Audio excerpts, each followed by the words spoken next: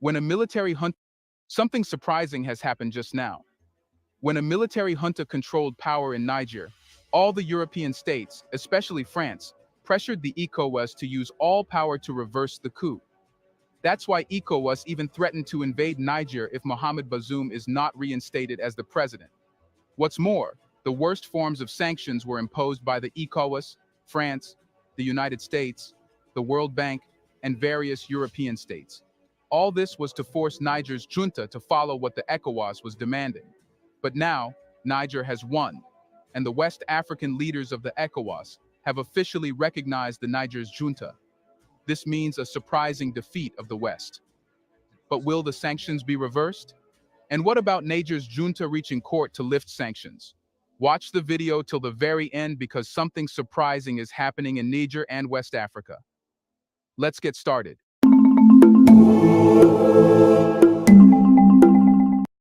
Attention retirees, if you're willing to be at your computer from 9 a.m. to 10:45 a.m.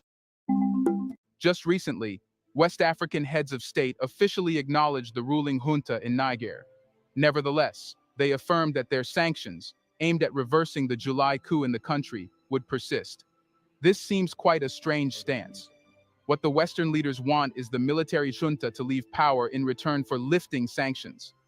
However, if the junta accepts this, it would not be the entity to benefit from the sanctions uplifting, making the whole argument of negotiation absurd.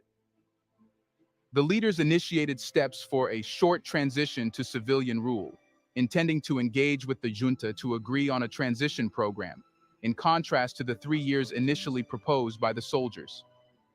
Omar Aliou Touré, president of the Regional Bloc ECOWAS Commission, made this announcement at the bloc's meeting in the Nigerian capital of Abuja. The acknowledgement of the junta by the 15-member bloc dashed hopes of the immediate reinstatement of Nigerian President Mohamed Bazoum, who was deposed amid a surge of coup across West and Central Africa, witnessing 8 military takeovers since 2020. In the past month, Sierra Leone and Guinea-Bissau also experienced political crises described as attempted coups. Touré informed reporters after the meeting that the heads of state recognized the events in Niger as a coup and identified the CNSP, or National Council for the Safeguard of the Homeland, as a military administration. The leaders demanded the immediate and unconditional release of Bazoum, who has been detained since the July coup, without explicitly stating his reinstatement. This makes it clear that the ECOWAS, and eventually the Western countries, has given hope for Bazoum to come back to the office. Now, they are trying to set their agenda, which is simply to release Bazoum and ensure that a civilian government will come into power. This, in other words, is an acceptance of defeat. Therefore, ECOWAS is demanding easier terms, so when the military junta accepts them, it appears to be a victory for the ECOWAS and the Western countries. ECOWAS stressed that regional sanctions on Niger would only be eased if the junta agreed to their demands. Touré clarified that failure to comply would lead the bloc to maintain all sanctions, including the use of force, and request the African Union and all other partners to enforce the capital sanctions on members of the CNSP and their associates. Despite the setbacks, Nigerian President Bola Tinubu, elected leader of the bloc this year, asserted that the bloc would continue to stand against the unconstitutional change of government in Niger. Tinubu emphasized the commitment to democracy, stating, "Democracy must win if we fight for it, and we will definitely fight for democracy."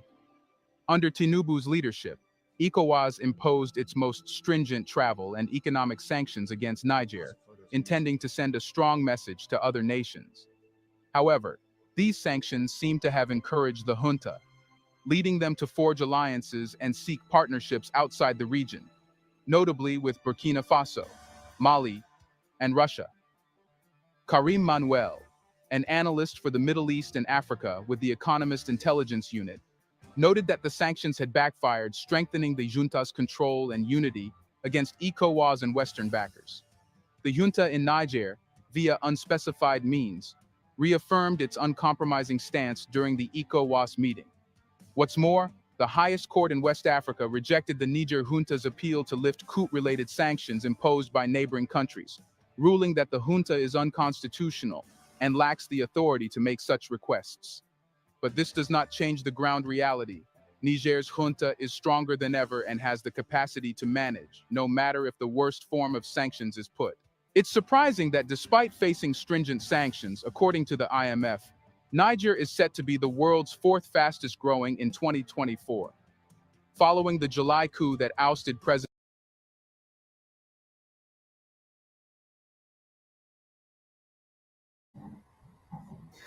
Good morning, everyone. Once again, this is Frank. I am your host. This is the Revolutionary Repatriation Educational Lecture Series aspect of WCC.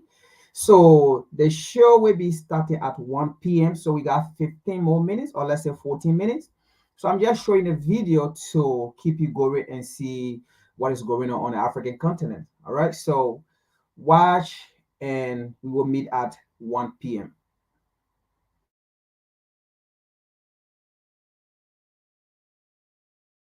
Mohamed Bazoum in Niger, the West African regional bloc ECOWAS imposed sanctions, which included closing borders, suspending financial transactions, and freezing assets. Nigeria, a neighboring country, also stopped the supply of power that contributed to 70% of Niger's electricity. Niger contested the sanctions at the ECOWAS Court of Justice in Abuja, Nigeria, citing severe hardships for its citizens, impacting the supply of food and medicine. The junta requested a provisional halt to the sanctions until a final judgment is reached. In the Thursday ruling, Justice Dupe Atoki labeled Niger's junta the result of an unconstitutional change of government and declared it not recognized as a member state of the regional bloc. The judge deemed the request for provisional measures in the name of Niger inadmissible due to the junta being unconstitutional and unrecognized. This decision may further complicate efforts to resolve the political crisis in Niger and restore civilian rule. The junta, which appointed a prime minister, has proposed a potential 3-year timeline for the return of power to civilians, a plan rejected by ECOWAS. Togolese President Faure Gnassingbé, acting as a mediator between Niger and the regional bloc, visited Niger on Thursday ahead of an ECOWAS summit scheduled for Sunday in Abuja. The summit aims to discuss the coup in Niger and other political crises in West Africa. Niger's deposed president, Bazoum, remains detained by the junta. ECOWAS has demanded his unconditional release and reinstatement as one of the conditions for lifting the sanctions. During a summit on Sunday, West African leaders upheld the sanctions imposed on Niger following a military coup in July. They specified that demonstrating progress toward a transition to civilian rule is a condition for considering the easing of these measures. The Economic Community of West African States, ECOWAS, summoned amidst a regional crisis marked by coups in Mali, Burkina Faso, Guinea, and Niger in 2020, along with 2 attempted coups in recent weeks. ECOWAS Commission President Omar Traoré announced that a commission from Benin, Togo, and Sierra Leone would engage with the leadership of Niger's CNSP regime to evaluate progress toward a short transition and other conditions for lifting sanctions. Traoré emphasized that the easing of sanctions would depend on the outcomes of these engagements. However, in the event of non-compliance by the CNSP, ECOWAS would uphold all sanctions. The most recent coup in Niger in July, resulting in the ousting of President Mohamed Bazoum, garnered international attention. In response, ECOWAS imposed stringent sanctions and suspended trade. Under military rule, Niger, a crucial Western ally in the Sahel militant fight, demanded the withdrawal of French troops, while the U.S. maintained its military presence in the country. Despite ECOWAS's call for Bazoum's immediate return to power, the rulers in Niamey have detained the ousted president and proposed a transition period of up to 3 years.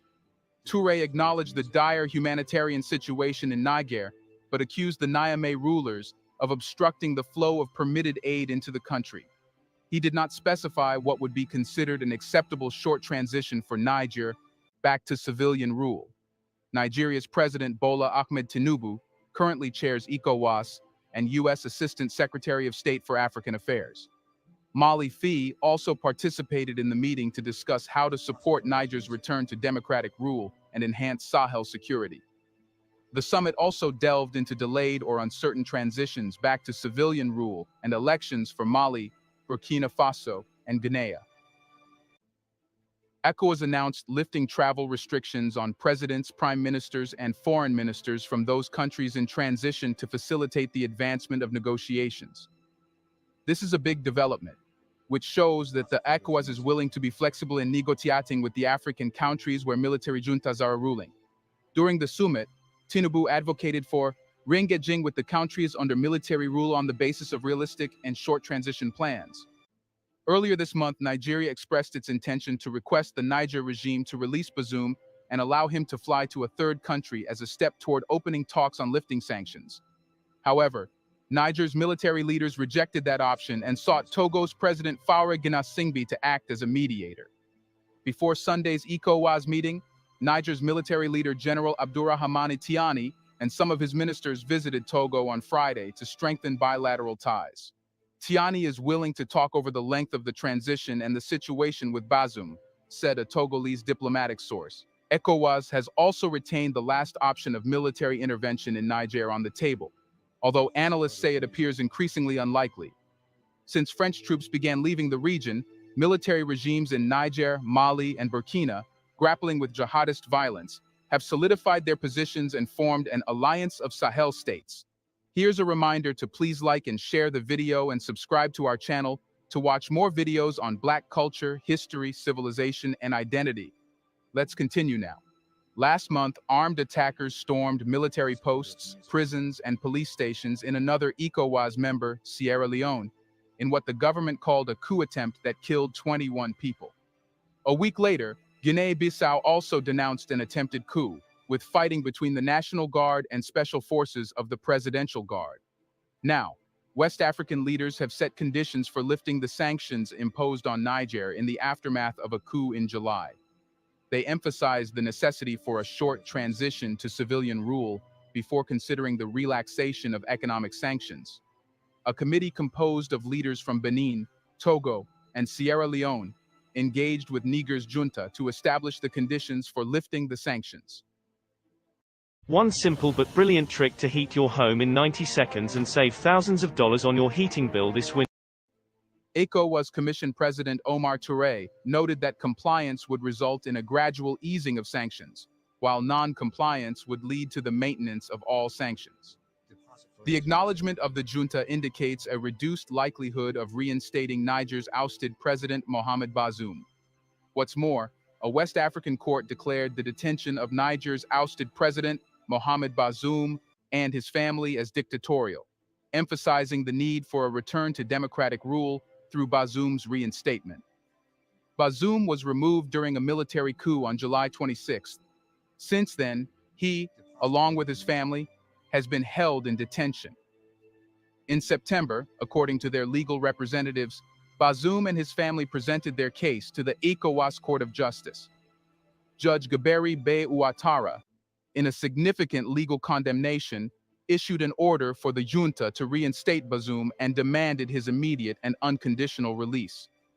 The junta has not promptly responded to this verdict. It's because it is in no mood to take orders from someone who is acting upon the French policies. The ECOWAS Court of Justice, serving as the primary jurisdiction of the regional body, issues decisions that are not subject to appeal. The court has granted the junta a 1-month period to communicate its plan for executing the order.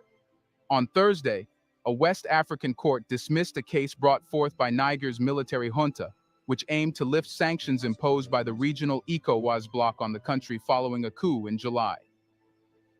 The transitional government argued before the Abuja-based ECOWAS Community Court of Justice that the sanctions, including border closures by Niger's neighbors and a reduction in power supplies by Nigeria, had resulted in shortages of medicines and food, causing hardships. However, the court rejected the case, asserting that the junta lacked the qualification to initiate legal action on behalf of Niger.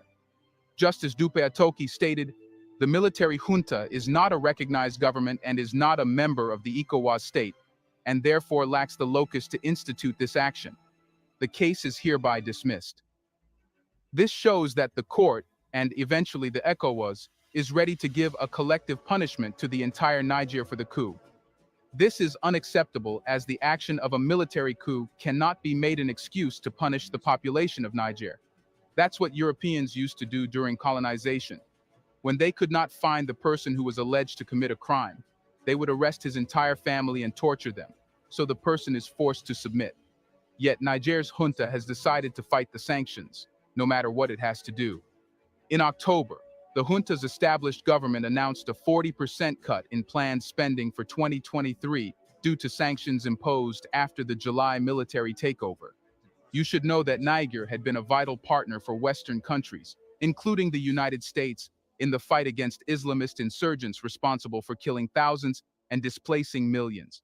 However, the junta has subsequently revoked security pacts with the European Union and former colonial power France, terminating 2 treaties with France for cooperation and administrative assistance in tax matters. This is because it knows they are holding ECOWAS reins. Before Bazoum's forced removal, Niger stood as the West's last major security partner in the Sahel, a vast region south of the Sahara Desert that extremist groups have turned into a global terror hotspot. Despite ECOWAS imposing stringent economic and trade sanctions on Niger, obtaining concessions from the ruling junta has proven challenging, as they have refused to release or reinstate Bazoum. This comes at a cost as more sanctions were imposed on Niger.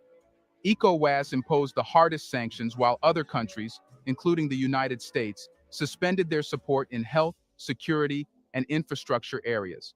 That's how the Western countries are habituated to blackmail countries, threatening to deprive them of medical equipment and humanitarian aid.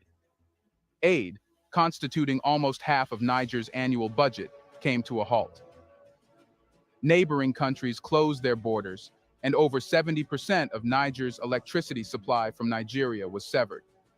Financial transactions with West African nations were suspended, and Niger's assets in external banks were frozen, withholding hundreds of millions of dollars in aid.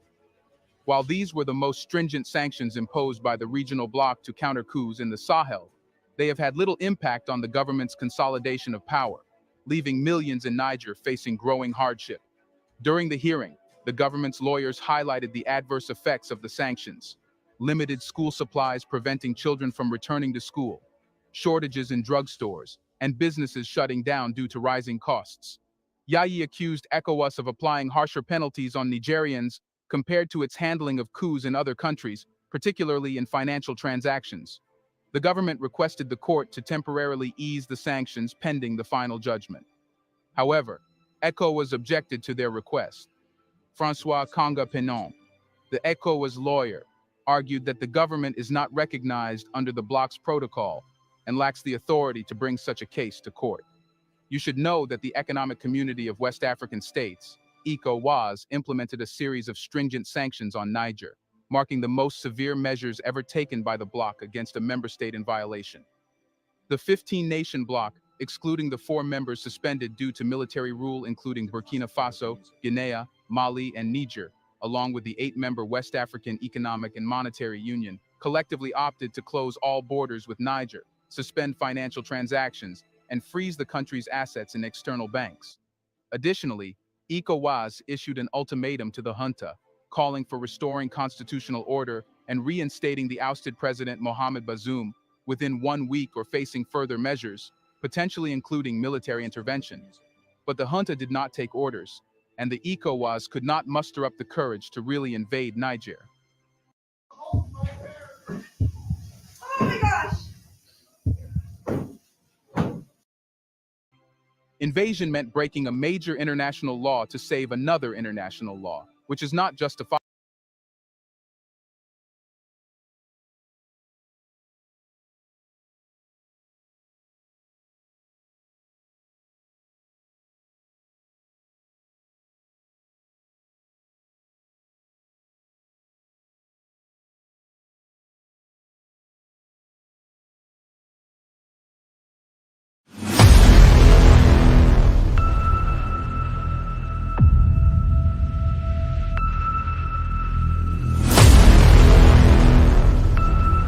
But everyone has a different story to tell. Shell, which says it's losing the Tampa market.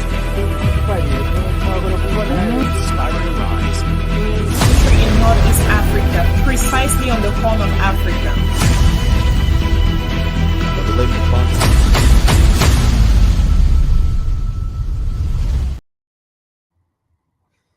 All right. Once again, good evening, folks. This is Frank. I am your host. This is the Revolutionary Repatriation Educational Lecture Series aspect of WCC.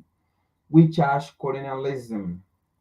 So, today's topic it says, what moral does the US and EU have if they can promote war for human destruction? What moral does the United States have on peace and security in the world if they are the one promoting war for human destructions?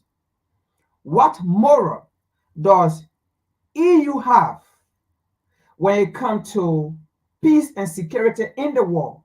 What moral do they have to talk about peace and security in other nations? What moral do they have to talk about human rights in other nations? Right? What moral do they have to talk about corruption against humanity in other nations when they are the one promoting war for human destructions? What moral do they have? What moral do they have when they are the one supporting war for human destructions, for human suffering around the globe? What moral then do they have to talk about peace and security? What moral do they have to talk about human rights violation other nations, other leaders are doing? What moral do they have when they are the one financing war for human destructions? When they are the one financing war for nations to be destroyed? What moral do they have to talk about peace and security? What moral do they have to talk about democracy in other nations? What moral do they have to talk about which leader is bad, what leader is good? What moral do they have when they are the one creating the human suffering around the globe? When they are the one against peace around the globe? When they are the one voting against peace around the globe? They voted against peace in Ukraine. They voted against peace in Gaza. They voted against peace in Palestine. And up to now today, they are against peace in Africa and other places in the world. They are against peace in Haiti. What moral do they have to talk about human rights violation? What moral do they have? All around the world where there are conflicts, directly or indirectly, they are involved. What moral do they have?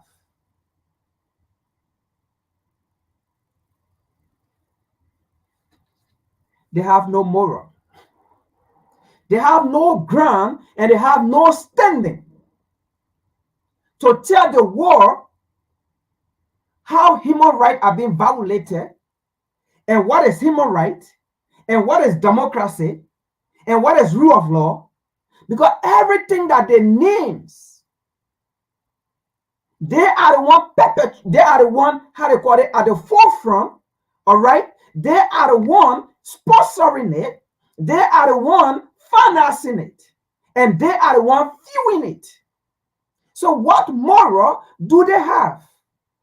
There's nowhere in the world where there is war, there is conflict. Europe and America are not part of it. Directly or indirectly, they are part of it.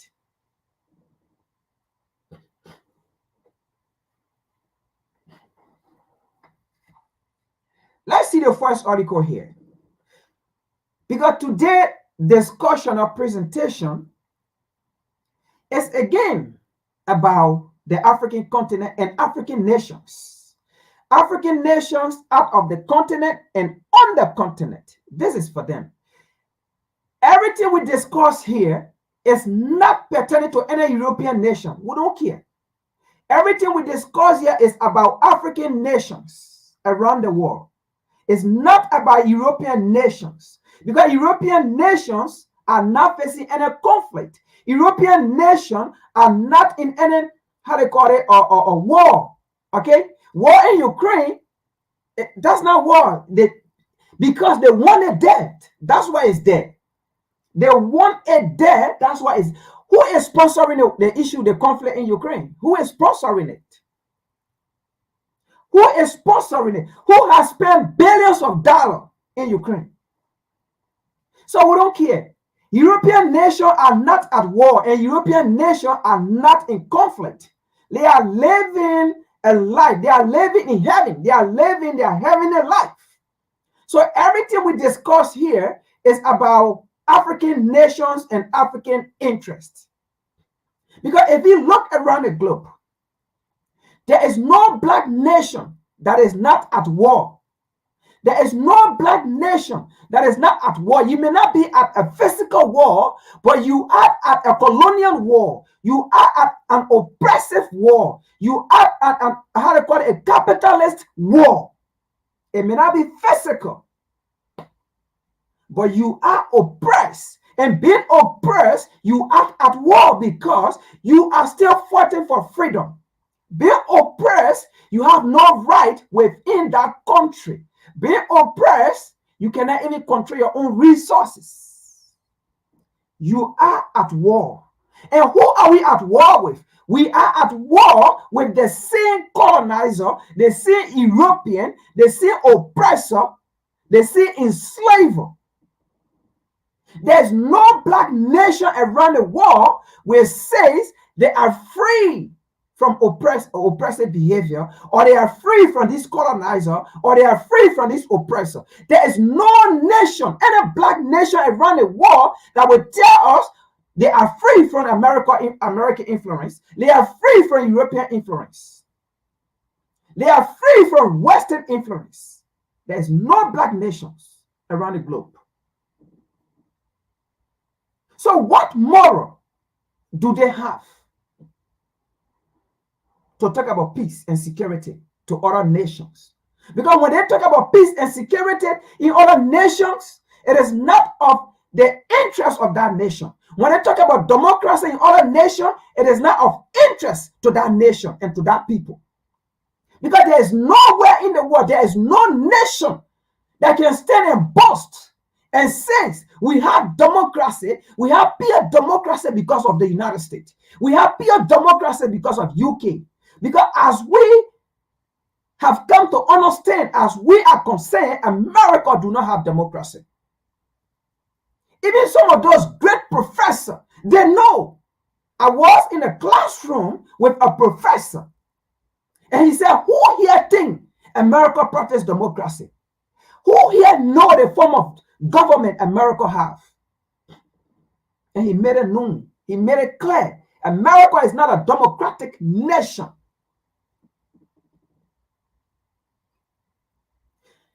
England is not a democratic nation. None of these European nations practice democracy. None. So what moral do they have to come to us, to black nations, to tell us how we need to go about doing our governmental system, how we need to go about doing democracy? What nations in the world that have benefited from democracy? Let me see the black nation. What black nation in the world that have benefited from democracy? What black nation in the world that have benefited from European or American democracy? The most humiliated and embarrassing recent one we can point to is Libya. That's the kind of form of democracy. There is no nation in the world that America has preached democracy and they have pure democracy. They have never promoted democracy in any part of the world. Wheresoever they have taken a form of democracy, it has been destruction, it has been looting, it has been rape. Because they use their so-called UN to go there and rape those women, children. So what moral do they have? And let's go to the African leaders, specifically the so-called ECOWAS. Specifically, the so-called ECOWAS that America is using, that the European nations or UK, France, Germany, they are using. Let's go to them. Hold on to them. Look, folks, you see, Western languages are one of the main problems to the African continent. The so-called ECOWAS know they don't speak French.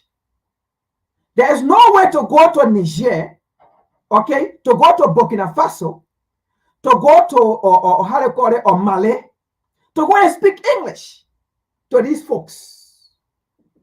So then what they did, they sent in another American European puppet, Farouk, who speak French, because Farouk, Togo is another, how they call it, French-speaking country, right? So they sent Farouk to go speak French to these people. Farouk, a family that had ruled for over 50 years. And the people in Togo have demonstrated, time without numbers, that they do not want Farouk. They have come to the so-called United States who believe in democracy, and they have asked the United States they should help remove Farouk.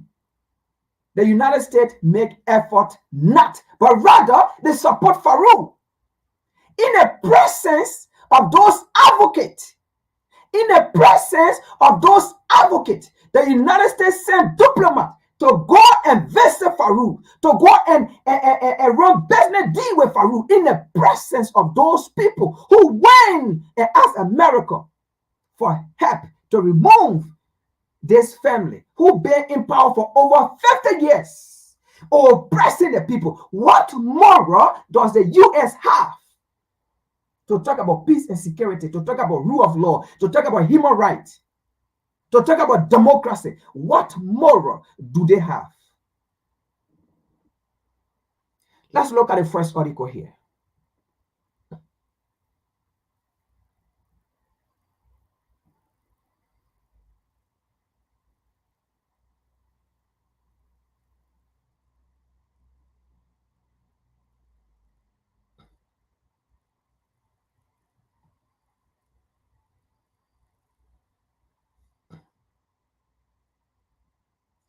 Any nation that promote war instead of peace have no moral.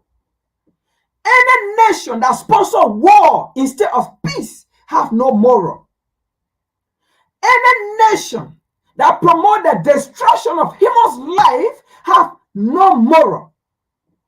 Any nation that promote the destruction of another society, another culture, another nation have no moral.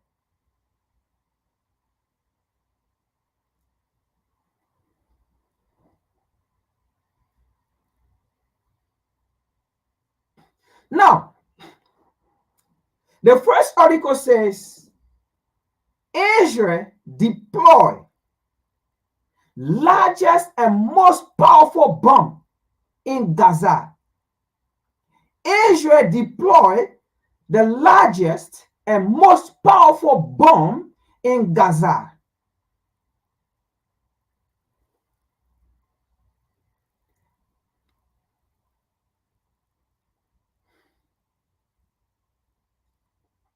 Israel reportedly used its largest bomb in Gaza. Its largest bomb in Gaza. Surveillance safe zone since October 7. Now, this is not a place where they have military. All right? Where they have surveillance, where they have women, how they call it, children, babies. That's the area Israel went and deployed its largest bomb.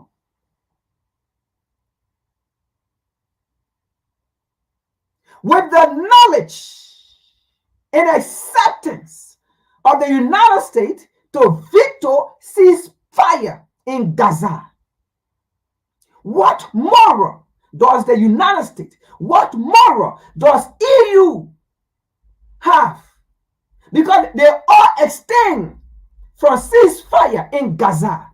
They all did not support the resolution for ceasefire in Gaza. What moral do they have? ECOWAS, this question is for you. You so-called ECOWAS leaders. You so-called puppets. You so-called sellout. This is for you. What moral does these people have to come and tell you how to promote peace and security in Africa? In your lane, in your house, in your territory. What moral does UK, does the United States have to come and tell you how to run ECOWAS, how to run AU? What was AU's funded for? What was ECOWAS funded for? Was ECOWAS funded to promote the interests of the United States in Africa? You tell us now, let me understand something. Was AU's funded? We all know the formation of the AU came as a result of the failure of the one United States of Africa. So we know that AU was not funded to promote peace and security in Africa, because one of the statements or some of the line or phrase in how they call it in what they came out with in AU in 1963 in Addis Ababa was, no African nations should interfere in the affair, whether political, whether economic, of another African nation. So right there in itself, AU is useless. AU was useless. AU have been useless. How can you say African Union? What is union?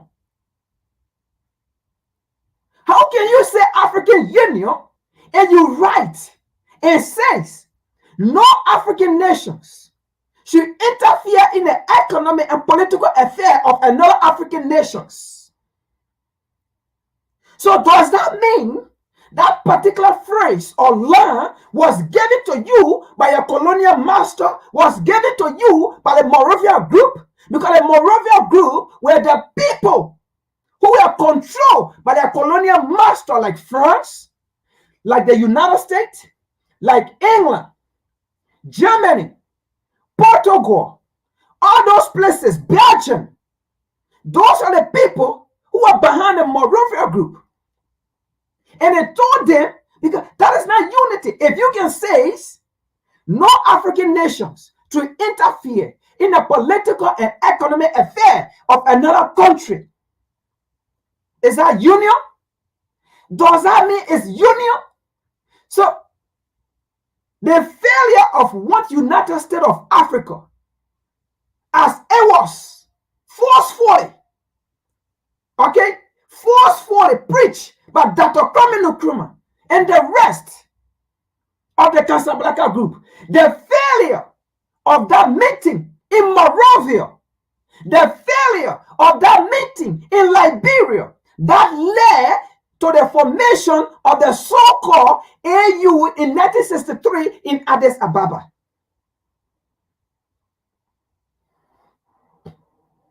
So that in itself, we have come to understand that AU was never funded as an entity for African interest. AU was never funded as an entity to fight for African liberation. AU was never funded as an entity to fight for African resources.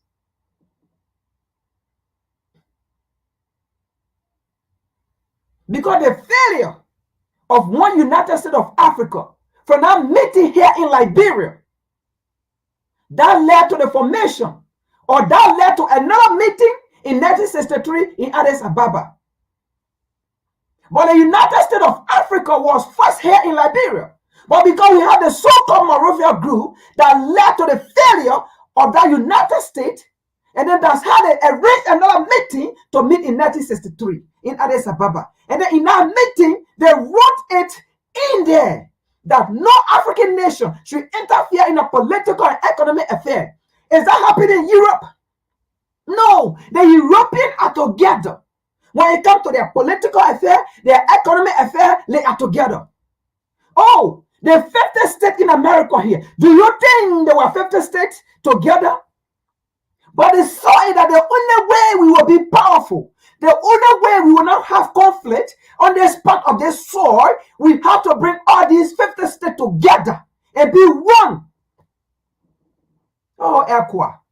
How dumb and stupid African leaders are. Most of them, how dumb and stupid. Aren't you seeing the unification of this European, this colonizer? And then they will come to you to tell you how your entity should be run, how your entity should be governed. They will tell you, we will give you ammunition to go and kill your own brother, and you agree. They will tell you, we will give you support, we'll give you finances to put sanctions on Niger, and you agree. To look at another African nation. Oh, so now we have these so-called leaders oppressing their own people. We have Tinubu, we have Nana Akufo-Addo. We have the Togolese president, the Senegalese president. I mean, all of them. We have these people oppressing their own people on the African continent with the support of Western influence. What kind of money do you want? You have abundant resources that all these nations around the world are fighting to get. Why are you so ignorant to the happening? African interests come first over America. African interests come first over Europe. European interests come first over anybody. American interests come first over Africa. So why can you as African leaders do the same thing? African leaders, why can you do the same thing? African interests come first over America. African freedom, African happiness come first over American interest. If American interests will destroy Africans, why should you agree to it, African leaders? If European interests will destroy Africans, why should you agree to it? If any African leader that is against the liberation of Niger, that means as a leader, you are against the freedom of your people. That means you support the oppression of their people. If Tinubu is against the freedom of Niger, that means Tinubu by himself, he's oppressing the people of Nigeria. If Nana Akufo-Addo is in support to replace Bazoum, to oppress the Nigerian, that means Nana Akufo-Addo is the president of Ghana. He's oppressing the Ghanaian people. Any leader in Africa who is against the mandate of Abraham Traore in Burkina Faso, that means you are oppressing your people. You are against the freedom and happiness of your people that you serve.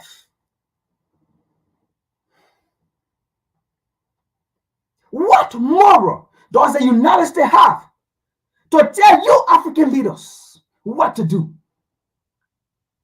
The men that enslaved you yesterday, the men that colonized you, the men that systematically kill all your leaders, your revolutionary leader, the men that rape you, lynch you, looted your resources, the men today that still have their identity in museum, the men today that still have all your identity in Western world, in America, that you are requesting for and they don't want to release it.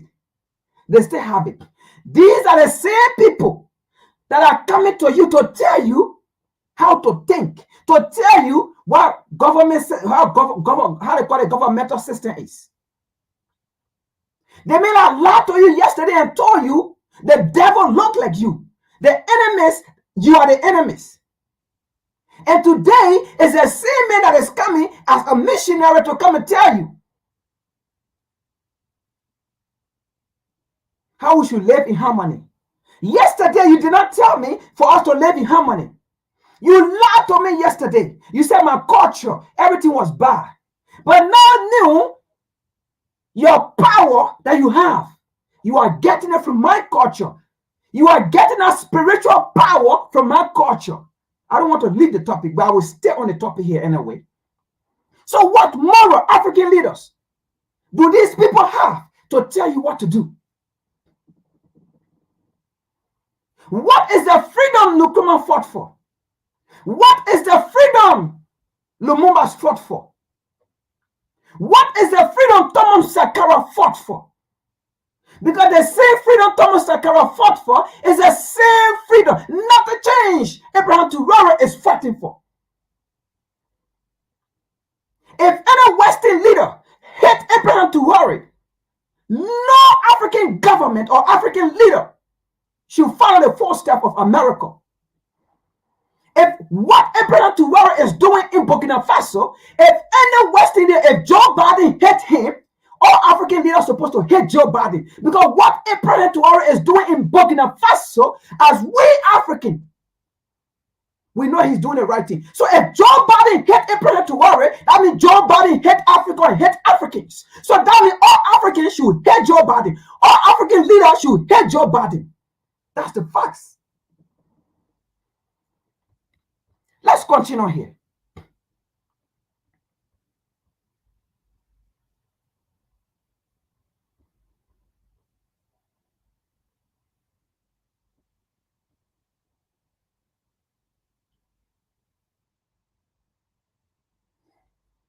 So, let's see here. There is something I want to read here.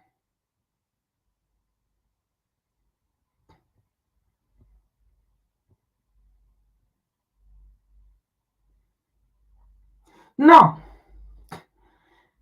Secretary of State Anthony Blinken on Wednesday said that conflict in Gaza need to move and will move to a lower intensity phase. Folks, it's English they spoke here.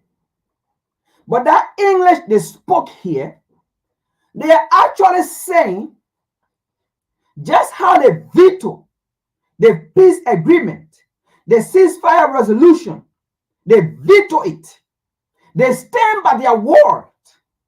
They stand by their word to see the destruction of human beings, to see the destruction of another nation, to see the destruction of another society, to overtake another land, to seize another land and make it their land, because that's how been the history of the European, stealing people property and people land and making it their own, stealing people identity and making it their own, stealing people property and making it their own, stealing people land and making it their own, stealing people culture and making it their own. So what they are saying here, they are not talking about peace agreement. Let's continue. He said, we expect to see and want to see. But that does not mean there should be ceasefire. We expect to see. What that means is, if the people in Gaza will surrender themselves, then so be it. And if they surrender themselves, folks, what happened in Africa is the same thing happening in Gaza and Palestine right now. We expect to see peace. That's what I mean here, right? We expect to see what? Peace. But there's a conjunction. Peace will only come if the people surrender, if Palestine surrender, if the people in Gaza surrender to us, then there will be peace. If we can take the land, then there will be peace. If we can colonize the land, then there will be peace. If they will be under our government, then there will be peace. If they become our subject, then there will be peace. If they become our colony, then there will be peace. If they become a de facto nation, then there will be peace. Of course, we want peace. That's what I mean here. We expect to see peace, or we expect to see, and we want to see. You see that? Of course, we want to see peace, but these are the guidelines. If they follow it, then there will be peace. We expect to see and we want to see a shift to more targeted operation. To more targeted operation. They do not want peace.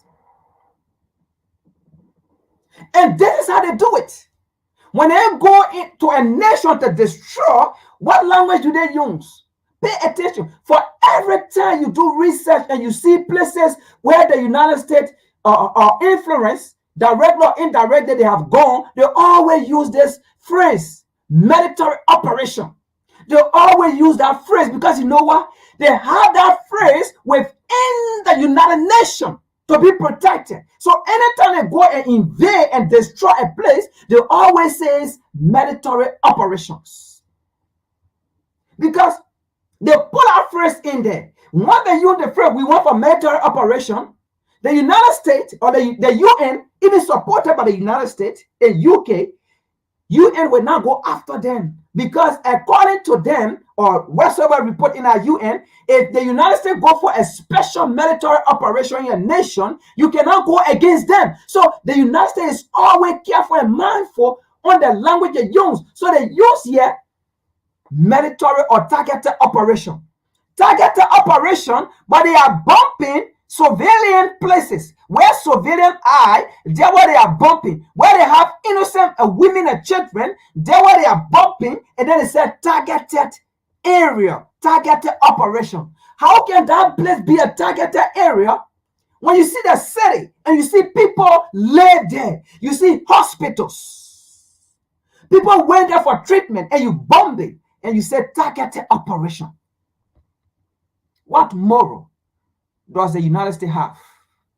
What moral does UK have or does Europe have to talk about peace and security in other nations, to talk about rule of law in other nations, to talk about democracy in other nations, to talk about human rights in other nations? What moral?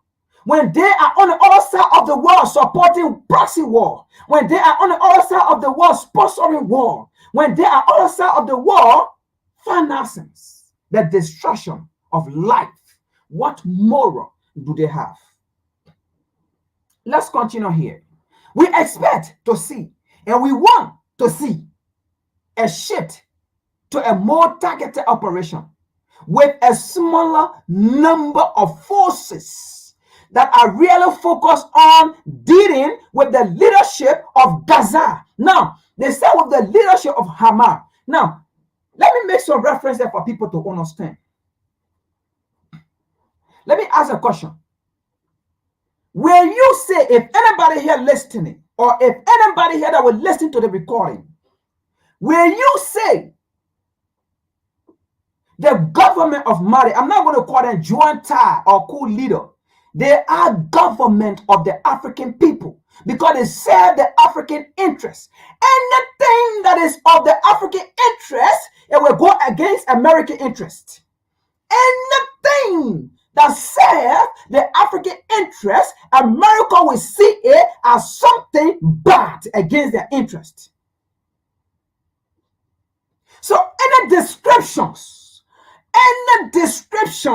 America, their media or whatsoever gave to any African leaders that stand for the freedom and liberation of Africa, we will not take those terminology. We will take the terms described and prescribed by those African leaders who are serving for the unification, for the liberation, and for the owning of the Africans and the African resources. We will not take the interpretation of the oppressor. We will not take the interpretation of the colonizer, the enslaver, the capitalist, the Western world, the enemies. We will not take their interpretation and their thought and thinking. We will not take it. So then I ask the question, will anybody here look at Abraham Traoré, what he's doing in Burkina Faso? Will you look at him as a bad leader? Will you look at him as a bad leader? The decision the authority in Niger have taken for the interests, amen, for the interest of the Nigerian, for the interest of those children on the mind, those children who don't have safe drinking water. But they said Niger is one of the richest nations in the world. But then they see Westerner come and tell us, despite being one of the richest nations in the world, Niger is the second poorest nation in the world. When Niger is the one giving light, Niger is the one giving breath to Western economy, then how can Niger giving breath?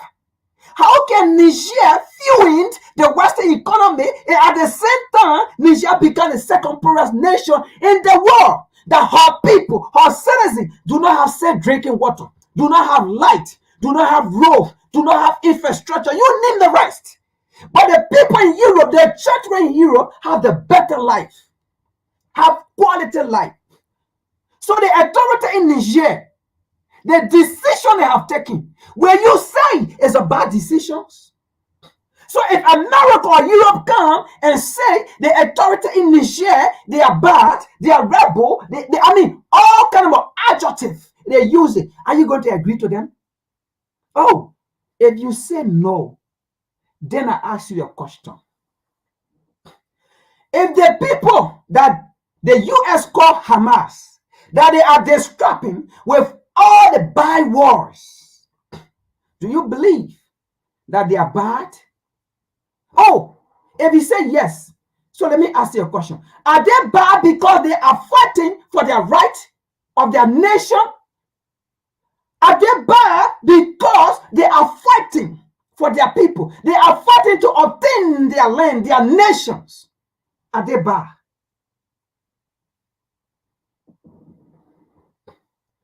That is what exactly happening in Burkina Faso, in Niger, in Chad. Or that is what exactly happening in the Sahel region in Africa there. So what moral does the US have, African leaders? Because some of you are so dumb. I don't know if you got mud in your brains. That is why these Western leaders don't respect you guys. That is why they don't respect you guys. Anytime they want something from you, they call you Nana Akufo-Addo because they know you will come. They know you will be done somehow. But in their mind, in the mind of these Western leaders, if they were the president for Ghana, and you, Nana Akufo-Addo, what they did to Africans, what they did to that African continent, if they were in your position, and you were in their position, they were never going to listen to you. They were never going to accept you as a partner. They were never going to make deal with you. They were never going to sit in meeting with you. And this is not only Nana Akufo-Addo, but I mean Tinubu, all of you people that are supporting ECOWAS to wage war on Niger, to wage sanction on Niger, to look at another brother, to look at another sister, to look at another children, just because they don't carry a colonial name Nigeria or Nigerian, just because they don't carry a colonial name called Ghanaian, just because they don't carry a colonial name called Togolese, just because they don't carry a colonial name called Senegalese, or just because they don't carry a colonial name called Liberian, because those are all colonial names. But at the end of the day, if someone from Ghana, someone from Nigeria, someone from Liberia, and we all travel, we leave that continent, we come out. If they ask the person who came from Nigeria, the person will say, I'm Africans. If they ask the person who came from Burkina Faso, despite they speak French, they will say, I'm an Africans. If they see somebody from Ghana, despite they don't speak French, they speak English, they will say, I'm Africans. I came from Africa. Then what in the hell we still hold this Western narrative, divide and conquer, and we hate each other, and then we allow America to come to the so-called ECOWAS to tell you to go wage war or sanction on Niger, and you agree.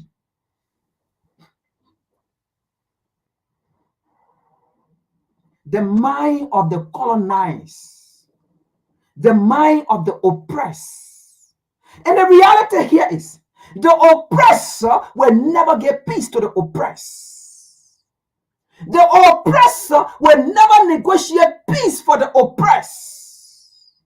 The oppressed, if the oppressed want peace, they have to take it. And that is what Mali is doing. That is what Niger is doing. The oppressed are taking their freedom because they know the oppressor will never get their freedom. So the oppressed have to take it. So Mali, if you are taking it and Ghana hates you and Nana Akufo-Addo want to put sanction on you, the so-called Equa nation don't give up. Hold the spirit of Mbutu.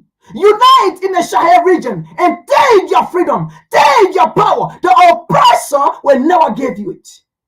The oppressed got to take their freedom.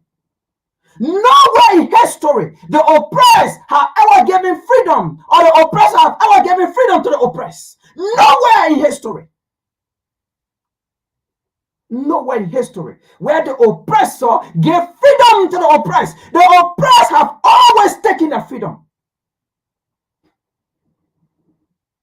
When the United States wanted her so-called freedom for Great Britain, she did not go to Great Britain to ask Great Britain, we beg you, we want to take our freedom. Please, please, we apologize. No, they took it.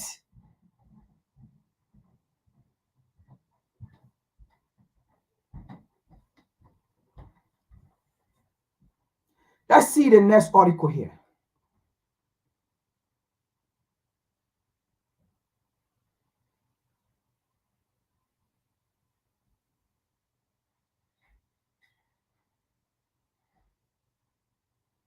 Let's see the next article.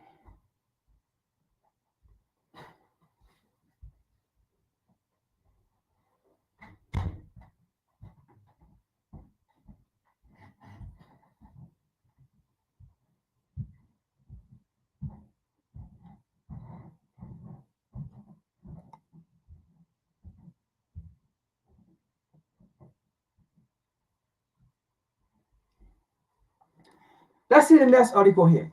You know, folks, at some point of time, we all know first when this man was in power, this is Cyril Ramaphosa, this president for South Africa. They were on the same table with the United States, right? They were on the same table with UK. They were on the same table with Israel. But today, the United States see this man as threat. But today, UK see this man as threat. The European nation, today, Israel see this man as threat. Oh, ECOWAS, all African leaders. Sometimes you guys, I don't know how you guys think. I don't know how you guys think. The United States does not care if any African leader oppresses his or her people. The United States does not care if any African leader oppresses his or her people. They will never talk about freedom. They will never talk about human rights. Let me tell you something. The day, for example, they fed Farouk, they have ruled for over 50 years, right? Let me give you an example. The day Farouk make a decision not to support or protect American interests in Togo, the day Farouk make a decision not to support European interests in Togo, from that moment, the United States will now look at Farouk as a dictator who have been ruling for 50 years. That's the time they will come out with their articles. And we will not be ignorant to accept those articles. We will not be ignorant to accept American, or how they call it, Washington, D.C., whatsoever they say. We will not be ignorant. We will question Washington, D.C. because that's how they operate. The day the president of Togo decide to support Togolese interests, to forgo American foreign policy interests and European foreign policy interests, that day it will become a hell in Togo. And that day the Togolese president will be an enemy in the eyes of Washington, D.C. and the European nations. So today, Ramaphosa is an enemy to the US and to UK. Why? Let's see this. South Africa president says war in Gaza, genocide, repeat call for ceasefire. Now, first of all, why will South Africa have interest in a ceasefire in Gaza? Why will South Africa says the issue in Gaza is genocide? Why? Because South Africa went through the same thing. What is happening in Gaza and Palestine, they want to take those land. They did the same thing in South Africa to steal the land. But the South Africans stood up for their land. But today, although they are still fighting for their resources, but they stood up for their land, to get their land, to get their nation, to get that part of Africa. Had it not been their resilient, like how the people in Gaza and Palestine are resisting Western influence, today there wouldn't be South Africa. It would have been called American land or British land.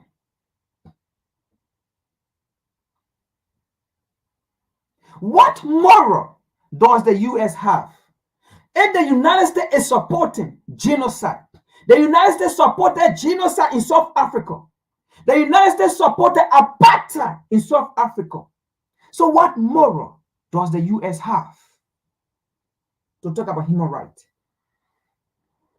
Let's continue here. We look at the suffering of the Palestinians.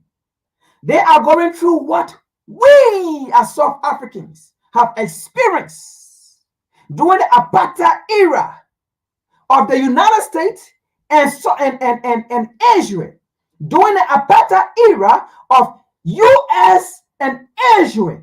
What's happening in Palestine and Gaza, that's what exactly the US and Israel did in South Africa. South Africa President Cyril Ramaphosa stated on Monday, Ramaphosa said what is unfolding in Gaza is a genocide onslaught and the slaughter of the people of Palestine. This is how Israel, the Jewish, because they are not the dissenting. That is another topic for another days, another time. This is a Pan-African channel. The Jewish, anything that have ISH suffix, right? It means it's not real. Anything that have ISH in the English grammar, English is not my language. In fact, I don't want it to be my language. I learned it to apply it. But anything that have ISH, that means like, but it is not. That means it is quasi. It is not what it is. That means it's false. That means it has been photocopied. That means it's not real. That's what they call them Jewish, ISH. So that is another topic for another day.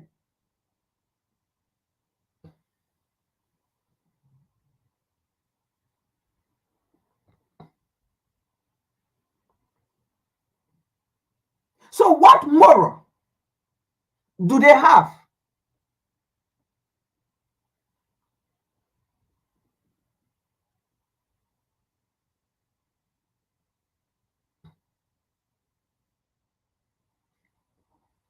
Israel air and ground attack on the Gaza Strip since October 7 attack, Hamas have killed more than 19,000 Palestinians. Oh, America veto ceasefire, but America favor innocent civilian, innocent Palestinian, innocent Gaza to die. What moral do they have? Israel airstrike or Israel air and ground attack aired a ground attack on Gaza Strip. Since October 7, attack have killed more than 19,400 Palestinians, more than that. Mostly women and children. Mostly women and children. What moral do they have to talk about human rights? And injure 52,286 others. Those people for lifetime, their life will never be the same. Those 52,000 for lifetime, their life will never be the same. What moral does UK have? What moral does the United States have?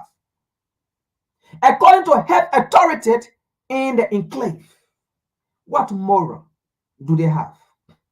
The war has left Gaza eroded with half of the coastal territory, housing stock damaged or destroyed, and nearly 2 million people displaced within the densely populated enclave in shortages of food and clean water.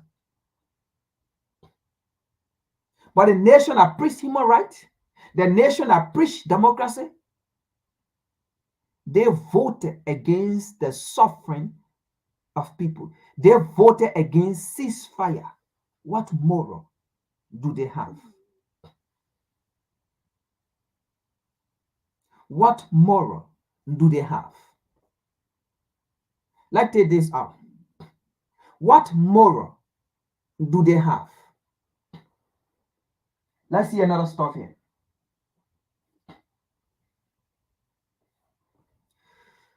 Let's watch a short video here.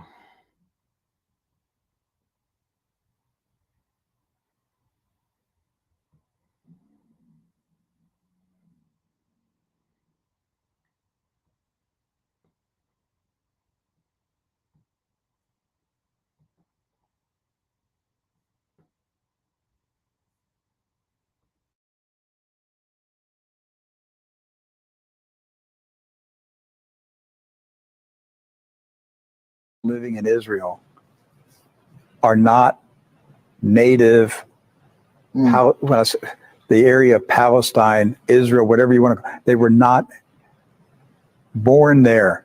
They immigrated from Europe. Ashkenazi Jews. They were Ashkenazi Jews who came in from Europe and with the rifle took the land. God didn't give it to them. They took it at the point of a rifle, shooting Arabs, and they killed Muslims and Christians. They slaughtered them, massacres, women, children, horrible massacres. That is the history of Israel, 1948. And I dare any Christian Zionist to prove me wrong, because I can show you the historical records of the massacres that took place in 48. It was horrible, absolutely horrible, the people who were killed.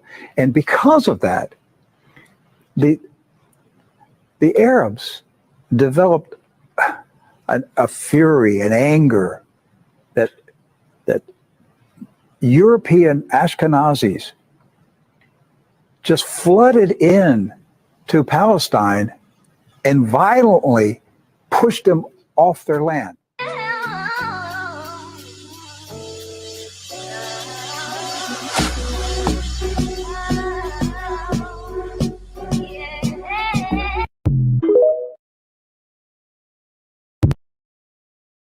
Christian Zionists in America have no idea that the people living in Israel are not native, the area of Palestine, Israel, whatever you want to, they were not born there. They immigrated from Europe. Ashkenazi Jews. They were Ashkenazi Jews who came in from Europe and with the rifle took the land. God didn't give it to them. They took it at the point of a rifle, shooting Arabs, and they killed Muslims and Christians. They slaughtered them, massacres, women, children, horrible massacres. That is the history of Israel, 1948. And I dare any Christian Zionist to prove me wrong, because I can show you the historical records of the massacres that took place in 48. It was horrible, absolutely horrible, the people who were killed. And because of that, the Arabs developed a fury, an anger that European Ashkenazis just flooded in to Palestine and violently pushed them off their land.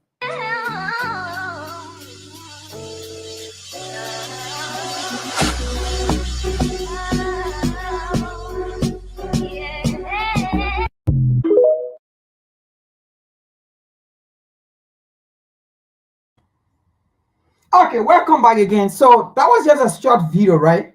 To remind African leaders, to remind ECWA, and to remind some of the ignorant Africans, all right, who don't understand what is going on. There is nowhere in the world Europeans have gone and made peace. Nowhere in the world Europeans have gone and made peace.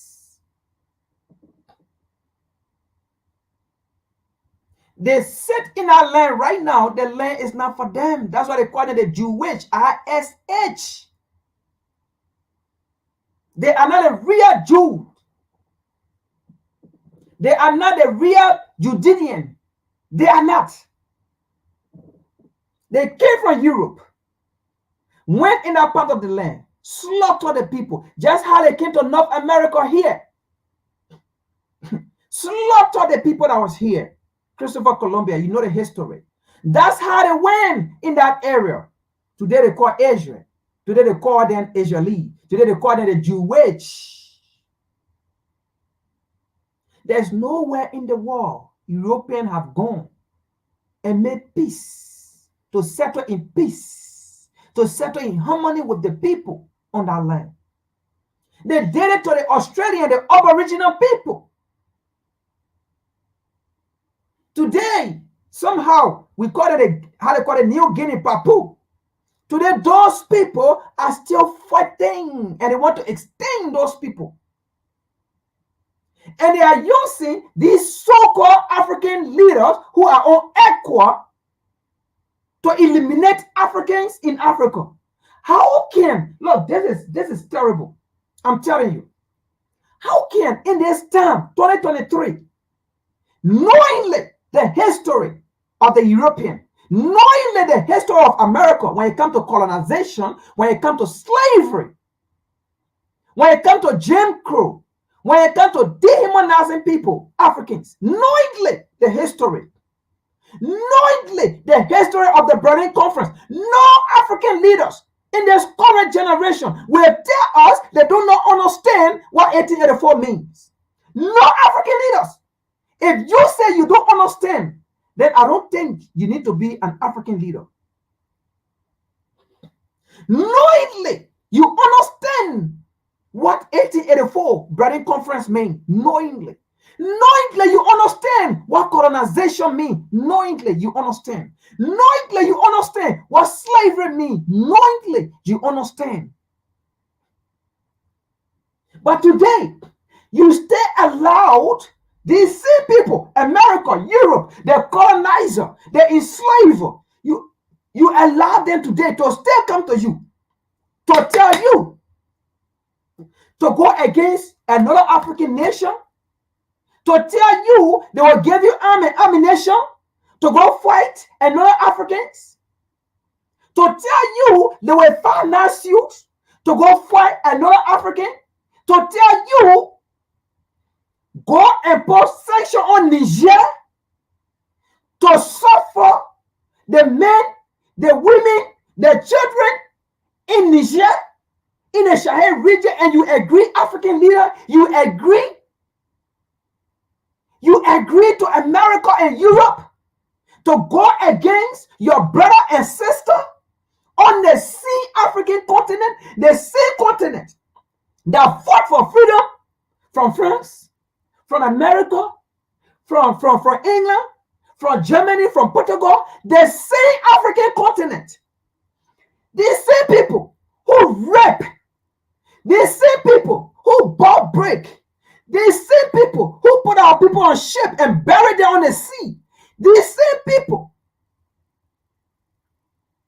who bred our people at life, who humiliated our people, these same people, and they came back. It did not end there. They colonized the African continent.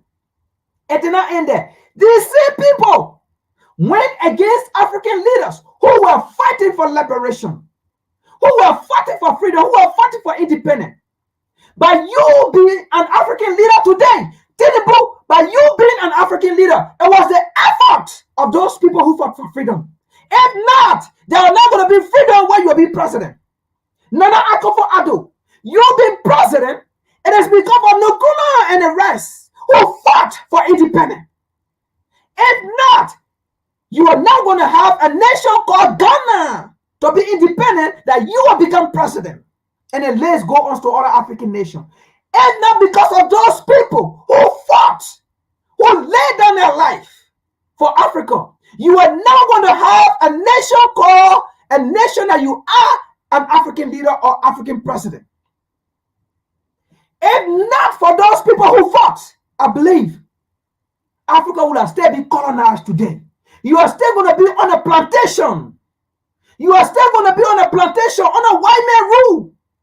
If not for those people, if not for Amilcar Cabral, if not for Patrick Lumumba, if not for Thomas Sankara, and the list can go on, and the list can go on. If not for those people, if not for Jomo Kenyatta, the list can go on. If not for them, you wouldn't have a place called Ghana, Nigeria, Senegal, Liberia, or Togo, or Benin, or Mali, and the list go on. If not for those people, you would have still be a slave and colonized. Then how dare you, these same people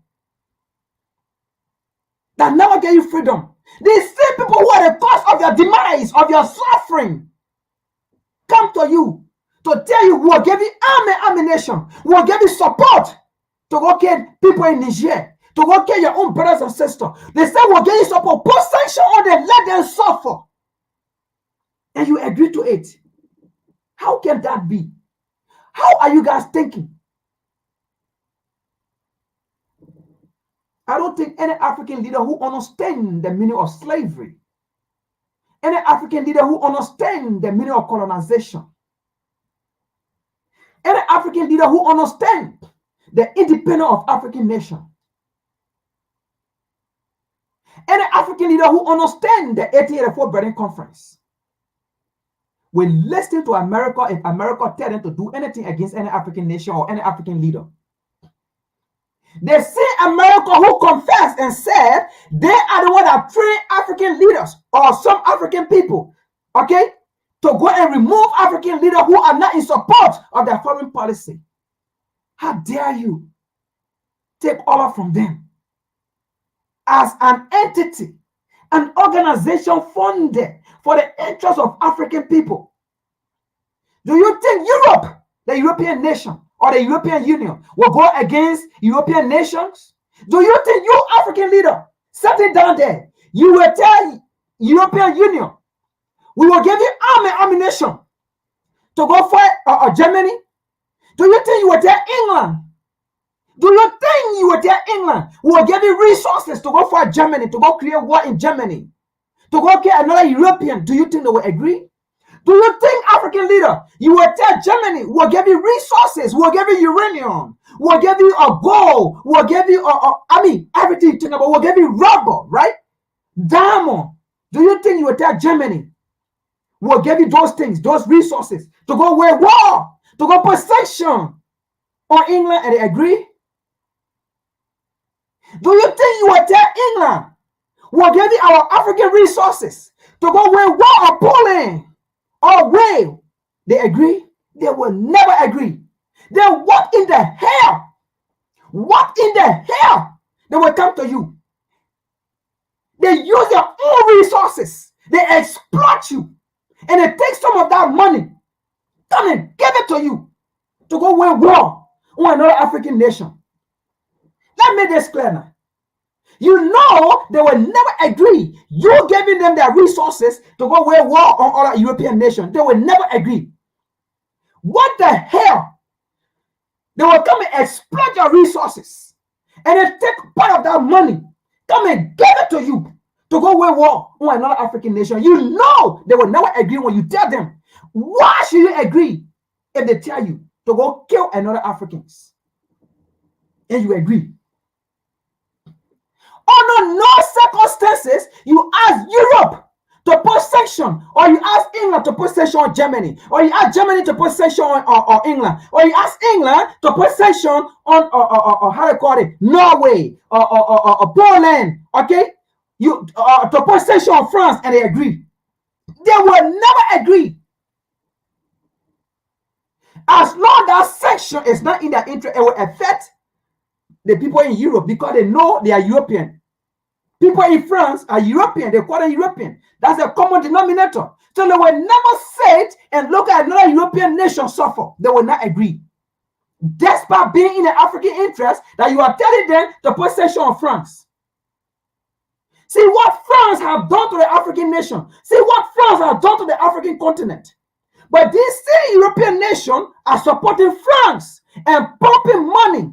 These organizations, these how they call it, money companies that were in Niger or in the Sahel, that they took them out, the resources they looted, they are using our same money and getting it to you to go wage war in their interest, to go kill Africans, to go West African blood in their interest. And you dummy, sit down there and then add you African leaders. Don't you know what caused the 1884 Berlin Conference? Don't you know what caused slavery? Don't you know what caused colonization? Don't you know what caused the destruction of African leaders? Don't you know? Don't you know? Don't you know what killed Gaddafi? Don't you know?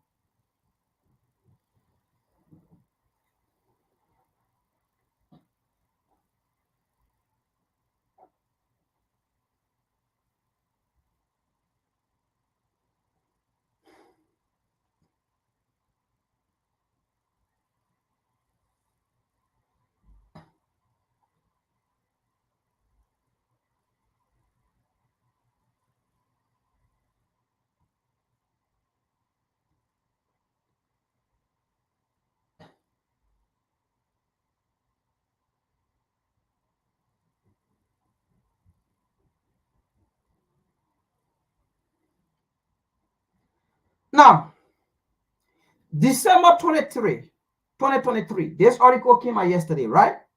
Hamas war. What moral does the US or UK have, right? Let's continue here. Let's read something here. Hopefully I see where I want to read. Hopefully.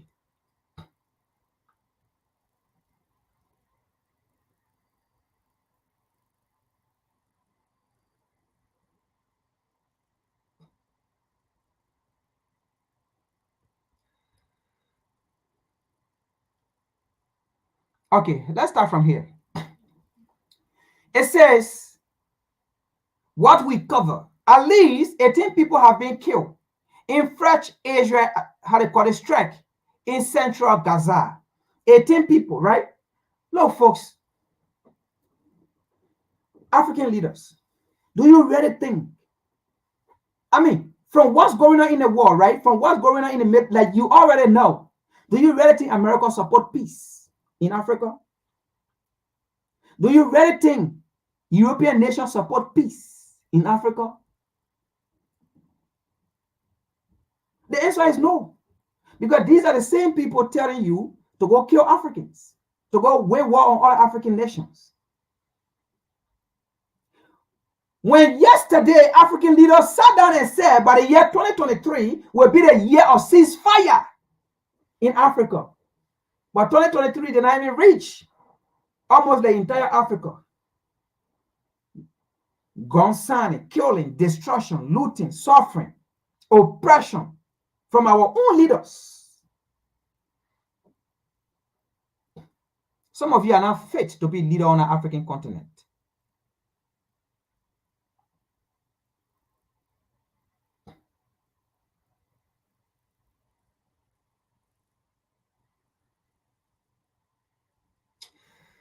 I don't know where the article I saw I want to read. Hold on. Let me see something here.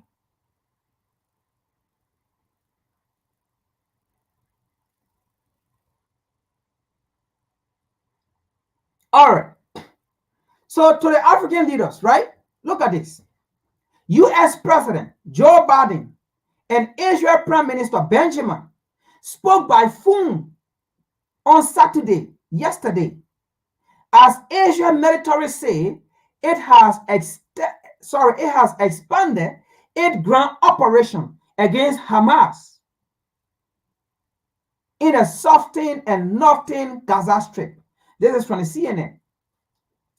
In the enclave, at least 18 people just yesterday, okay, the Israelite airstrike, okay, they killed 18 people in fresh Israel strike in central Gaza on Saturday, hospital officials said. Joe Biden is in a phone conversation with the Prime Minister of Israel, either, I will believe, asking him how far you guys are now, how many death toll. We want to make sure the whole Hamas be under our control, seize the land, Palestine seize the land. I believe those are the things we were discussing. They were not discussing peace. Blinken already said it from the previous state. I mean, from the previous video article we read. So, what is Joe Biden on the phone with the Prime Minister of Israel discussing? African leaders.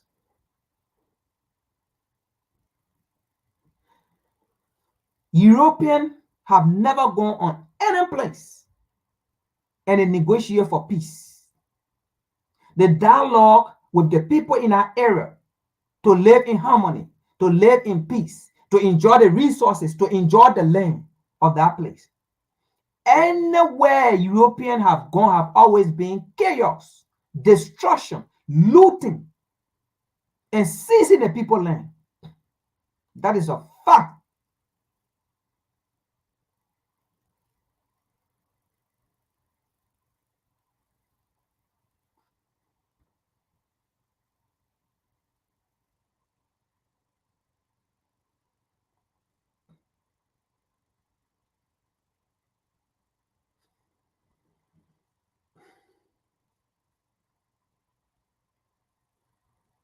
So what is Joe Biden doing on the phone with a killer?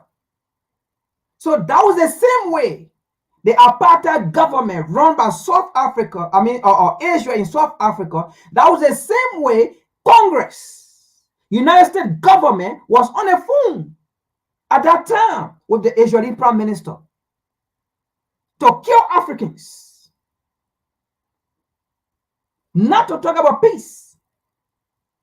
America did not fight for South Africa. America did not fight alongside with Nelson Mandela. In fact, they called Nelson Mandela a terrorist. It was 2018, after this man was dead, buried, and gone, until 2018 before America took him from the terrorist list.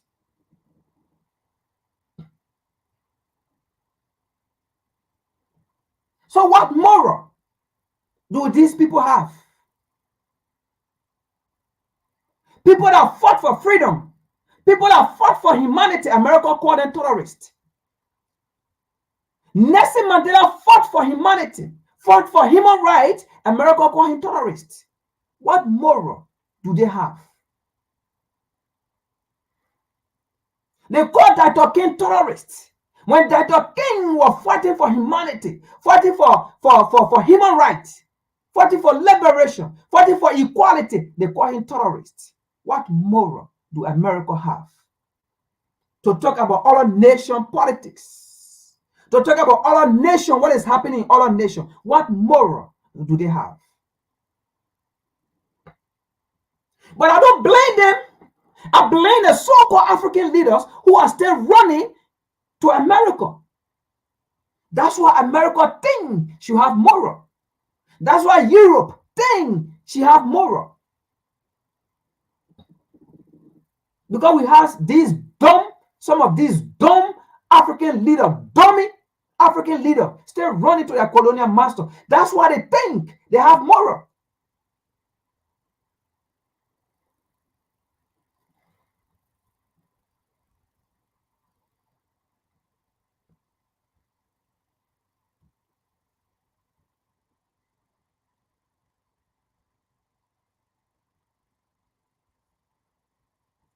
Let's take a break of this video.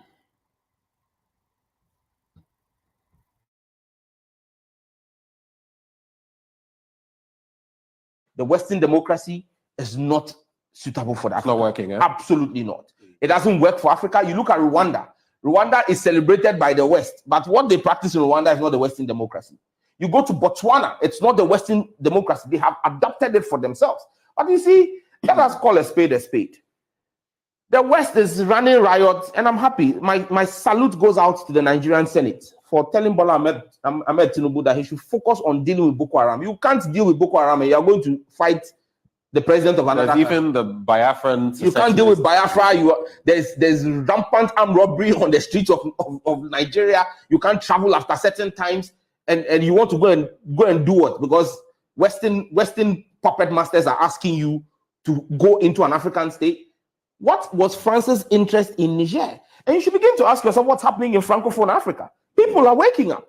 People are waking up and saying that, look, we can no longer be taken Mali for has students. Associated itself. Absolutely. And now Niger seems to be following the trend. And for me, it is this awakening in the next generation of Africans that we are capable of managing our own affairs and that we must unite. We must have a new kid. Look across the landscape of Francophone Africa, with the exception of the Niger guy who is a bit elderly.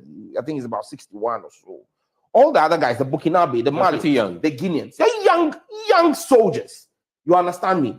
Africa needs a crop of young leaders who are Afrocentric in their thinking and who will say to the West and Europe, we would stay, hold our own, trade amongst ourselves. We will only trade with you if you are willing to come and negotiate with us as equals.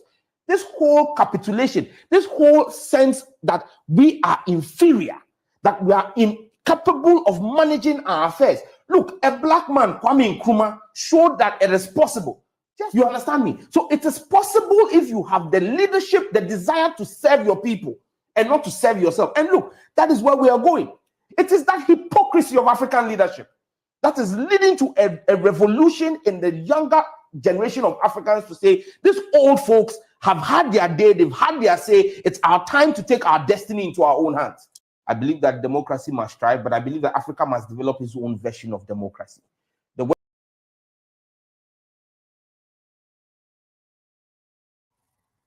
Okay, so that is Sam George. Okay, he's a parliamentary, how they call it, leader in Ghana. Okay, he's a member of parliament in Ghana, one of the leading folks, right? But then I want to ask a question before we get to the next article, because the next article, right, it fit exactly into the question that I'm about to ask. Okay, and also it fit exactly right into what Sam George just said. All right, it fit into what Sam George just said. Now the question is, why is America, why these colonizers, why these Europeans, why these enslavers, why these oppressors, why these enemies are pushing ECOWAS to stop Niger, to stop Mali, to stop Burkina Faso, to stop the alliance of the Sahel region? Why? That's the question. Why is the United States, or why is America, or Erica, as some people call it, Erica, okay? Why she, Erica, why she, EU, are sponsoring ECOWAS, okay, to stop the alliances of the Sahel region? Why? Let's look at the next article.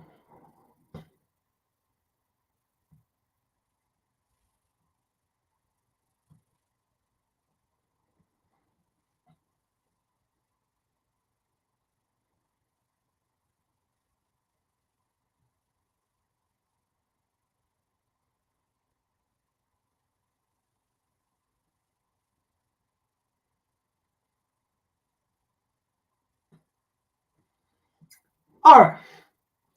The next article says, last French troop leave Niger, ending decades of Sahel mission. Last French troop leave Niger, ending decades of Sahel mission. Now, the question then becomes again, why is Nana Akufo-Addo? Why is Nana Akufo-Addo against Niger, against Burkina Faso, against the Sahel region? Why is Nana Akufo-Addo supporting American troops in Ghana, when these American troops don't have to have passport to enter Ghana, when these American troops cannot be questioned by the Ghanaian army, when these American troops, whatsoever the base, the Ghanaian army cannot invade that American base. These American troops cannot be searched by the Ghanaian army. This American army cannot be questioned by the Ghanaian authority, by the Ghanaian army. These American troops, they can humiliate, they can do anything, take advantage of Ghanaian in Ghana. And the Ghanaian authority cannot question these American armies. Ghanaian army cannot come to America without passport. And first of all, if they are coming to America, they are not going to come as Ghanaian army. They're going to come as civilian. And they have to apply for passport.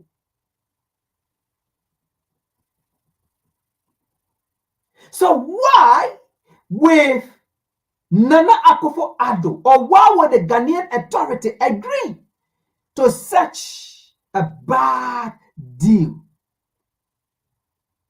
When no Ghanaian army can enter America free with driver lesson, with Ghanaian driver lesson, why will you agree for American army to enter into Ghana with American driver lesson and do anything in Ghana as the witch, and the Ghanaian authority cannot question them?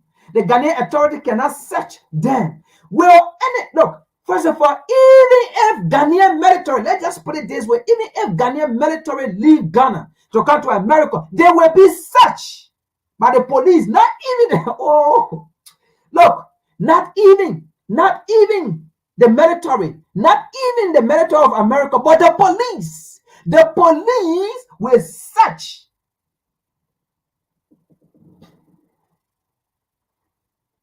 But let's get back to the question. Why is Erica supporting ECWA by all means necessary to stop Niger, to stop Mali, Burkina Faso? Why Erica is sponsoring ECWA by any means necessary to stop these people? Let's read this and see, and I will explain further. Now, the last French troop deployed in Niger left on Friday. Imagine you, they left Burkina Faso, they left Mali, okay? Now Niger, they're leaving, or they left on Friday, right? Now, an AFP journalist reported making an end to more than a decade of French anti-jihadi operation in West Africa, Sahel region. But listen, folks, let's go down here. I don't want to waste time, but let's see something here. All right? Let's see something here. And I want you all to ask the same question, all right? Or you can ask, just in different way. But let us ask this question.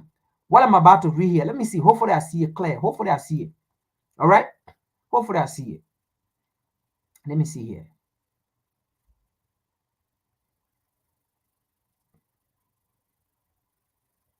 Okay, let me see. Let me read it. They were forced to leave. They were forced to leave fellow former colony Mali last year and Burkina Faso earlier this year, following military takeover in those countries too. Let's see here. Let's see here. There's something I want to read here.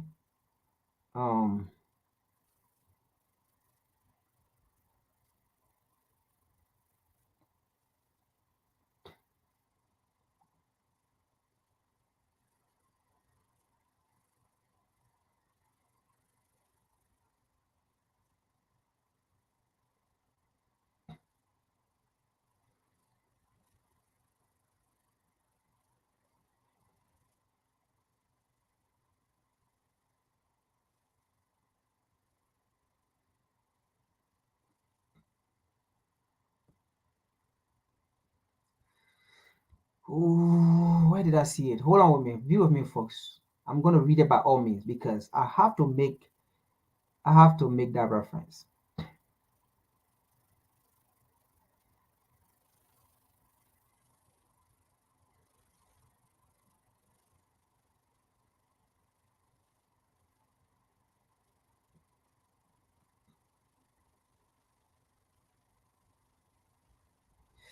Why did I see this?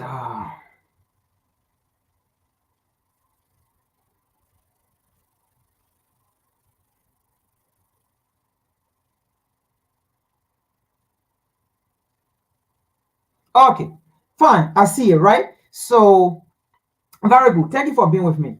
So, I have seen where I want to read. Yeah, I don't want to read the whole thing, but I have seen what I want to read. All right. So, it says, I'm reading right here. The French exile from Niger leave hundreds of U.S. military personnel. Now, I want to make a point here, right? So that's why I try to find it. The French exile from Niger leave hundreds of U.S. military personnel and a number of Italian and German troops remaining in the country. Now, folks, let me ask this question here, right? Are you telling me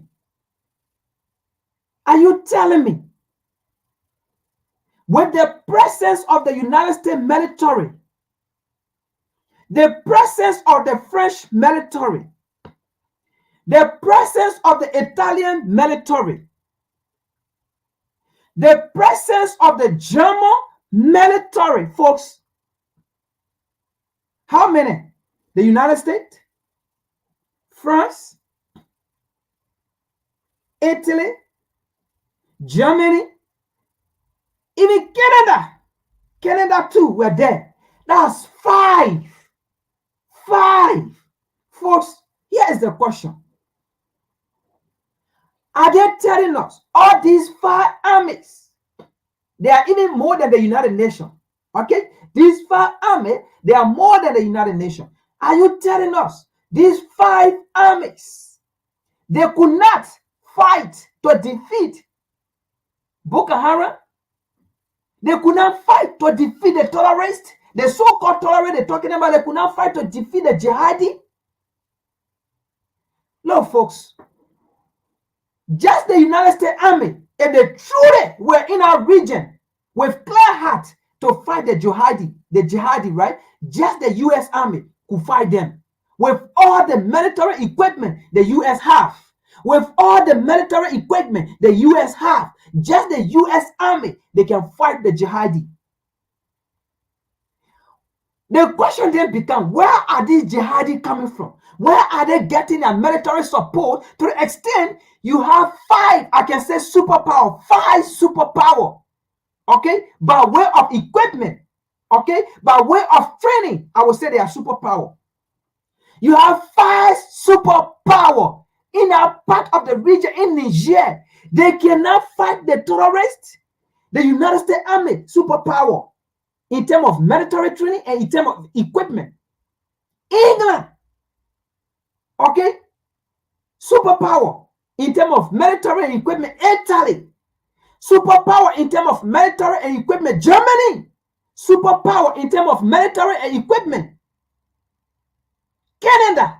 Superpower in terms of military and equipment. The inner region, they cannot fight the jihadi. So where these jihadi are getting their training, where these jihadi are getting their equipment,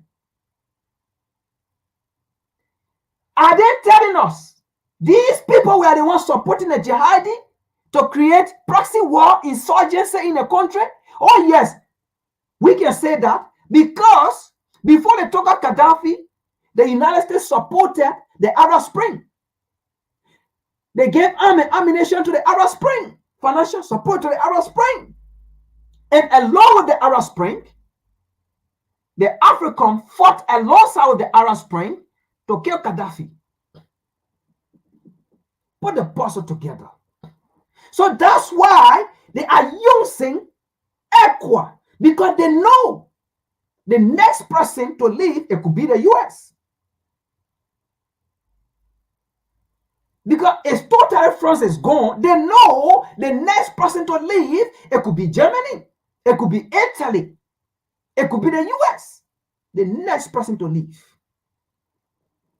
That's why they are using ECWA by all means. Folks, the question becomes, why are these military on the African continent? Oh, Africa is a cake, a piece of cake that even the Africans themselves are not eating, but they allow the colonizer, the same people that colonize them, enslave them, looted their resources, their artifacts, and kill their revolutionary leader. These are the same people still eating the cake, the African cake.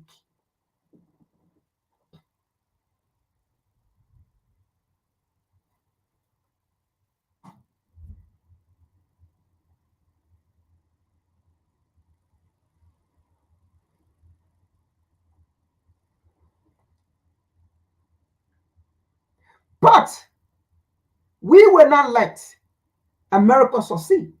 We will not let the colonizer, the enslaver, succeed. We will not allow these killers to succeed.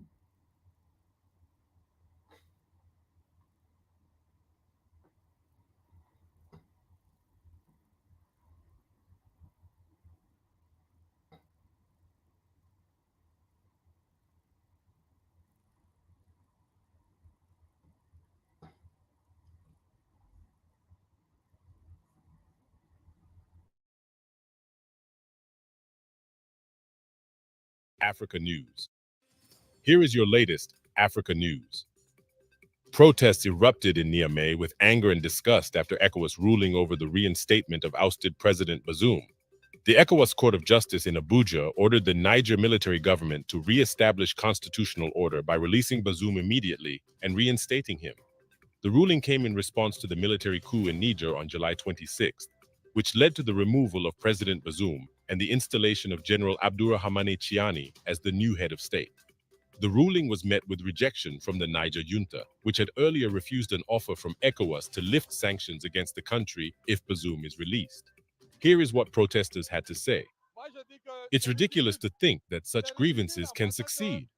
It's unacceptable that Bazoum can be released because he's a criminal, and now he's going to be tried. I think that the head of state, General Tiani, has said on many occasions that former President Bazoum will be tried for everything he has committed. In any case, all those who not only plundered, stole, or committed crimes against the people will leave, God willing. They will be brought before the courts. And I hope that ECOWAS will come to its senses, because it would not be possible either today or tomorrow for former President Bazoum to be released.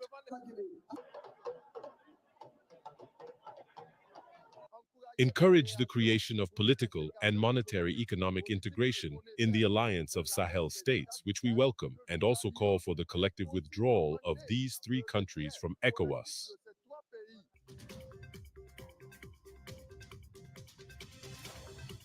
Let us know in the comments below if you found this.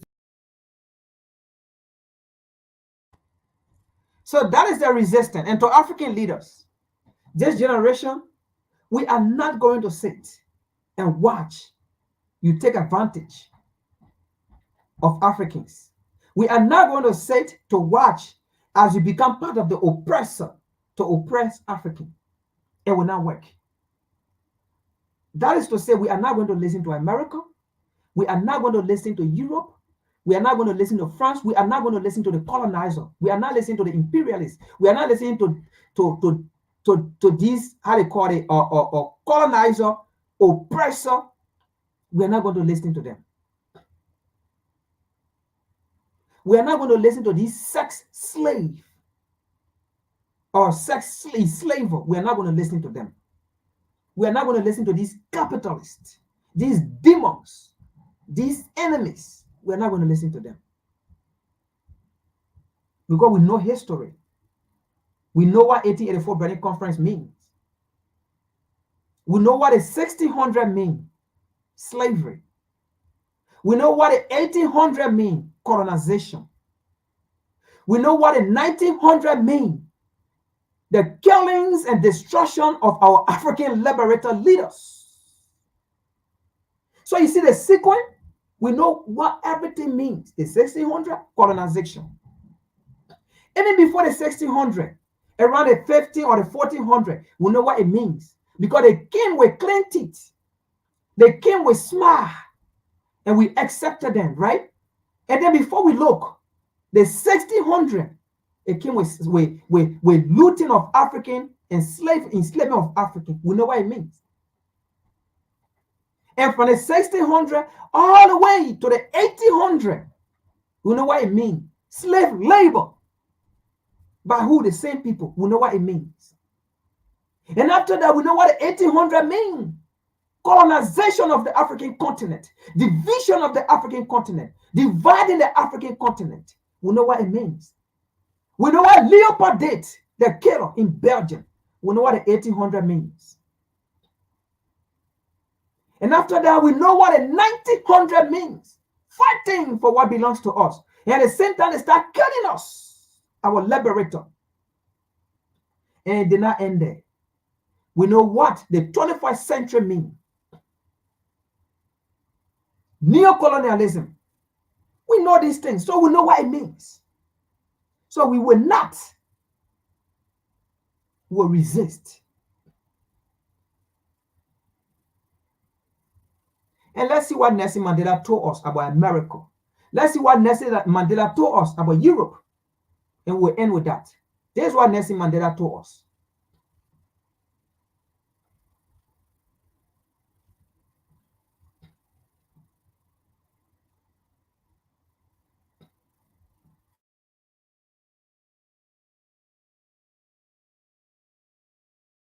Committed unspeakable atrocities in the world. It is the United States of America. They don't care. They don't care for human beings. 57 years ago, when Japan was retreating on all fronts, they decided to drop the atom bomb in Hiroshima and Nagasaki. Killed a lot of innocent people who are still suffering from the effects of those bombs. Those bombs were not aimed against the Japanese. They were aimed against the Soviet Union to say, look, this is the power that we have. If you dare oppose what we do, this is what is going to happen to you. Because they are so arrogant, they decided to kill innocent people in Japan. Who are they now to pretend that they are the policemen of the world? If there is a country that has committed unspeakable atrocities in the world, it is the United States of America. They don't care. They don't care for human beings. 57 years ago, when Japan was retreating on all fronts, they decided to drop the atom bomb in Hiroshima and Nagasaki. Killed a lot of innocent people who are still suffering from the effects of those bombs. Those bombs were not aimed against the Japanese. They were aimed against the Soviet Union to say, look, this is the power that we have. If you dare oppose what we do, this is what is going to happen to you. Because they are so arrogant, they decided to kill innocent people in Japan. Who are they now to pretend that they are the policemen of the world?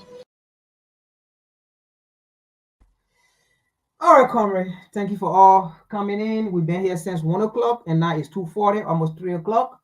So this is today's presentation that I have to bring to the revolutionary movement of this platform and for all African people around the world.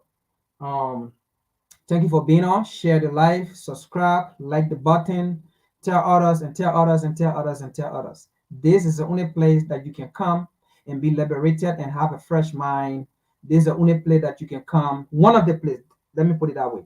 This is one of the places that you can come among the many African platforms that are having the same view, of African liberation, of Black people liberation, of concern for Black people. This is one of the places that you can come and be well minded for African people. See you all Saturday, and peace.